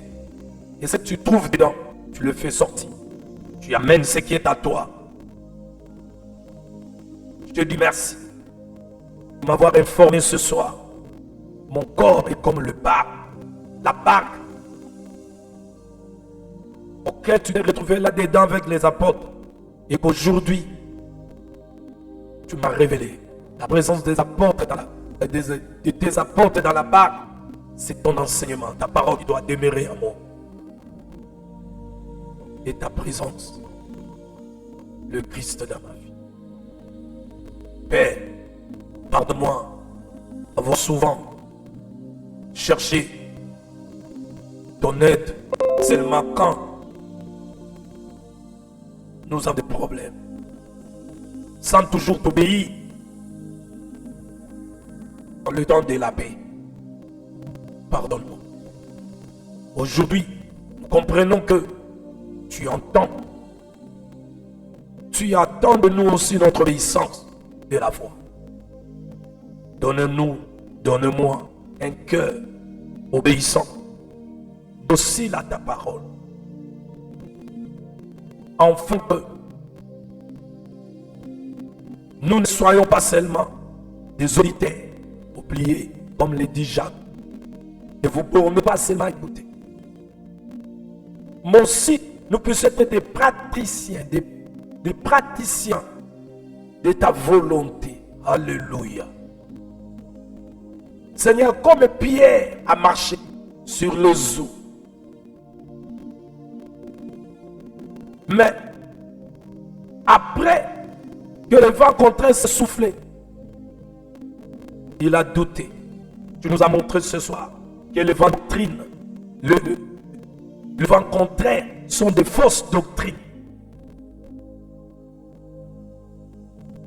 Reconnaissons que par les fausses doctrines, ce jour-là, le parler du serpent, elle va désobéir à ta voix. Ô Seigneur, tu as dit par ta parole que nous devons être remplis de la parole de Christ. Oh, je ne veux pas rester vide. Remplis-moi de ta connaissance. Ta parole, c'est la lumière. Ta parole, c'est la lumière. Car tu as dit la connaissance, c'est la lumière. Le précepte, c'est une lampe. Seigneur, nous reconnaissons que par notre propre force, nous ne pouvons rien faire. Nous ne pouvons rien faire. Mais par ton esprit, nous pouvons tout. Seigneur, comme tu l'as dit que ce corps est ton temple, ce jour-là, lorsqu'ils étaient réunis à la chambre haute, quand les hommes ont vu ce qui s'est passé, ils ont demandé à Pierre, qu'est-ce que nous devons faire pour que nous puissions aussi recevoir le Saint-Esprit? Pierre a dit, répentez-vous.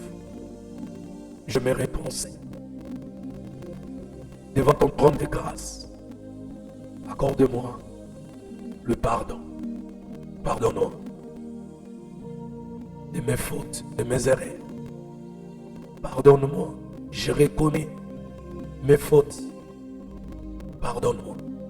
Sanctifie-moi par ta parole, corps, âme, esprit. Purifie mon cœur. Prends la place dans mon cœur. Remplis-moi, Seigneur, de ton esprit. Remplis-moi, Seigneur. Lorsque tu étais venu, tu étais entré dans le temple conçu par les Médons en Jérusalem. Tu as pris le fouet, tu as chassé, tu as chicoté, tu as fait sortir ce qui n'était pas de toi. Aujourd'hui, devant ton trône de grâce, mais voici, Seigneur, fais sortir tout ce qui n'est pas de toi, moi. Tout ce que l'ennemi avait amené en nous, fais sortir cela au nom de Jésus. Souffle sur moi. Souffle sur moi, Seigneur. Souffle ton souffle. Apporte tout ce qui n'est pas de toi. Souffle dans mon âme. Souffle dans mon esprit. Souffle dans ce corps. Comme tu avais soufflé ce jour-là aux apôtres. Souffle en nous, Jésus. Souffle encore. Car tu ne changes pas. Tu es le même qui agit hier. Aujourd'hui, tu es devenu notre Dieu. Je te prie, Seigneur. Souffle à moi. Souffle dans mon âme. Souffle dans mon esprit. Souffle dans mon corps. Apporte tout ce qui n'est pas de toi. Au nom de Jésus-Christ. Au nom de Jésus-Christ. Emporte des malades. Emporte tout ce que tu as trouvé dans ce corps qui n'est pas de toi. Emporte mauvais sentiments, comportements. Emporte, Seigneur. Souffle davantage. Au nom de Jésus. Souffle. Souffle sur moi. Au nom de Jésus. Oui, Seigneur, tu as dit. Lorsque la maison est balayée, elle ne peut pas rester vide. Remplis-moi de ta présence. Remplis-moi de ton esprit. Remplis-moi de ta connaissance. Remplis-nous, Seigneur, au nom de Jésus. Et que, par ton esprit, que je vive une vie nouvelle en Christ Jésus. Parce qu'il est écrit, si quelqu'un est en Christ, il est devenu une nouvelle créature. Les choses anciennes sont passées. Voici toutes choses sont devenues nouvelles. Memelanga makambo sika Yesu. Na bomoi na ngai. Makambo sika. Bomoi ya sika. Elobeli ya sika. Pakosa ya sika. Bomoi ya sika. Nguya na yo kati na ngai. Nguya na yo kati na ngai. Misala no ya bonzambe monsama kati na ngai. Bomoi ya yo monsama kati na ngai. Kia na yo kati na ngai. Esengo na yo kati na ngai. Na kombo na Yesu Kristo. Na kombo na Yesu Kristo. Na kombo na Yesu Kristo. Seigneur, je reconnais. Et par mes propres efforts, je ne peux rien faire. Mais par ton esprit, je peux tout faire. Merci Jésus. Merci Seigneur. Je déclare ce soir. Je déclare aujourd'hui que mon corps est le temple du Saint-Esprit. Prends la place dans mon cœur, dans ma vie. Sois le guide parfait de ma vie. Afin que chaque tempête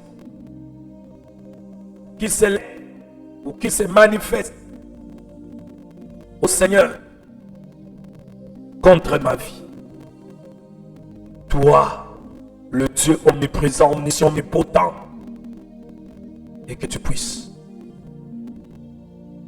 calmer la tempête, le vent contraire, à la gloire de ton nom, au nom puissant de notre Seigneur. Merci Seigneur Jésus. Demeure toujours à moi. Demeure toujours dans ma vie. Et aide-moi à t'obéir avec foi et marcher selon ta parole. Et quand le vent contre s'élève, et parce que tu es là, que tu calmes, que tu puisses calmer chaque tempête. Et fais de moi un vrai temple de ton esprit. Au nom de Jésus, je déclare Jésus dans la barque de ma vie. Je suis le temple du Saint-Esprit. Aucune tempête ne me détruira, car je marche dans l'obéissance et la foi. Jésus vit en moi. Aucune tempête ne m'abattra. Au nom de Jésus. Merci Seigneur. Merci Jésus. Merci Dieu de gloire. Merci Dieu de paix. Que tout l'honneur, la gloire, la louange et l'adoration soient rendus qu'à toi seul. L'unique, le vrai, le véritable, le Dieu vivant. Nous avons ainsi prié au nom de Jésus-Christ. Et nous disons gloire et louange à toi Seigneur Jésus-Christ. Amen. Bien-aimé, toi qui viens de faire cette prière avec moi, crois et déclare que tu es là-bas. La barque de Jésus, il est en toi. Sa parole place. La parole, c'est Jésus lui-même. Que tu es devenu le temple du Saint-Esprit. Même quand le vent contraire va s'élever, Abengiye Musungi, Akosungayo. La Bible dit, ne fuyez pas l'ensemble. Koki mate bisika osapoto mi bale message basangana. Pour yo oza vide te. Pour na Colossiens, pour la zoba. Totondi sama na maloba na Nzambe. Otondi sama tango zoyoka. Soko zoyoka te beneme. Otondi sama ndenge nini. Et maloba na Nzambe. Tango zovanda kati na yo ezabile. Eza fondation. Abandonnez pas vos assemblées comme c'est la coutume de quelqu'un d'autre. Les deux de bandimi. Soki nzamba selo mwa bulamu. Ukimi ensemble. Samba pasiye. Uzongeni nza. Bien-aimé. Jésus revient bientôt. Taba bilembo. Okumona. Izoko kisaba. Mokomoso kimabo. Okendo kendage libela. Oyeko kuta. Bisosi kenao. Il revient bientôt, notre Seigneur Jésus. Alors, tout le monde a maillé sa colère. Bien-aimé, préparons-nous. L'Église doit se préparer pour cette grande rencontre. La bienheureuse espérance. Les rencontres avec le Seigneur dans le ciel. Serviteur de Dieu. Le gars l'a accueilli. Le serviteur à roi Yamokilio. Azagi fidèle à roi Naï. Azagi rôle Yakobongi Sablenga Basi. Pour faire des choses nécessaires pour nous soigner nous. Parce que le roi il fallait pour nous. À combien plus forte raison il y a un serviteur à Jésus. Nous devons donner aux enfants ce qui est nécessaire pour nous soigner. Afin que cette femme paraisse sans tache, ni ride, ni rien de semblable, irrépréhensible. Sinon, nous devons rendre compte Shalom à tous ceux qui sont en ligne. Shalom à ceux qui vont nous suivre. Je dis shalom à ma fille Ange Mouto. Shalom à l'homme de Dieu, le pasteur David de Loukou. À Kinshasa, man of God, welcome. Shalom au prophète sacrificateur, mon ami Abakou Ekiwewa. À partir de la France, shalom. Welcome, man of God. Ravi de vous voir connectés. Que le Seigneur Jésus, votre maître, notre maître Rabbi Rabouni, vous comble de sa paix, de sa joie. Qu'il puisse vous remplir encore et encore de son amour et de sa puissance pour l'œuvre auquel vous appelez au ministère. Enfin, les enfants à qui le Seigneur vous a établi évêque ne reste plus. Qu'ils ne puissent pas être des enfants, mais qu'ils puissent grandir, se développer. Parce que les enfants flottent au vent contraire. Quand ils grandissent, ils seront apportés à tout va de doctrine. Et quand ils sont assis, ils vont atteindre l'âge de maturité. Même quand le vent va s'élever, celui qui est en eux va s'élever aussi. Quand lui s'élève, le vent de ce monde se calme. Satan Avadaki. Shalom à vous. Que Dieu vous comble de sa paix et de sa joie. Qui vous bénisse. Le ministère et la famille qui vous a donné. Au nom de Jésus. Que la paix du Seigneur puis le cœur des hommes. Tout ce qui était là. Que Dieu vous comble de sa paix. Ceux qui vont nous suivre. Que Dieu vous comble de sa paix et de sa joie. Au nom de Jésus-Christ. S'il nous fait grâce, on se retrouve. C'est déjà demain. Mais s'il revient ce soir, les rendez-vous est dans les airs. S'il lise patience. Pour que tous ceux qui sont à lui soient sauvés, comme Paul a dit, et que la totalité de ceux qui devaient être sauvés est réunie, nous allons nous rencontrer dans les airs. Mais s'ils lisent patience, pour que la parole nous atteigne tous, nous allons nous voir demain. Shalom et bye bye. Dieu vous bénisse.